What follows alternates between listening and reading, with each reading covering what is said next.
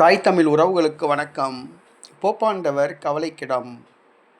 போப்பாண்டவர் கவலைக்கிடம் என்ற தலைப்பில் இந்த காணொளியை காண்கிறோம். போப் பிரான்சிஸ் கடந்த சில நாட்களுக்கு முன்பாக மருத்துவமனையில் அனுமதிக்கப்பட்டிருந்தார்.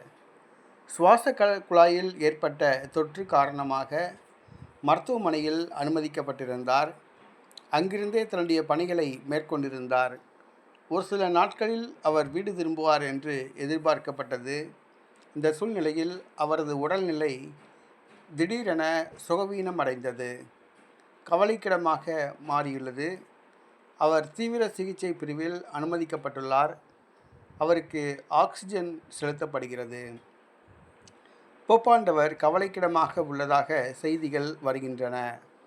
போப் பிரான்சிஸ் கவலைக்கிடமாக உள்ள செய்தி கிறிஸ்தவ மக்கள் மத்தியிலே கவலையை ஏற்படுத்தியுள்ளது.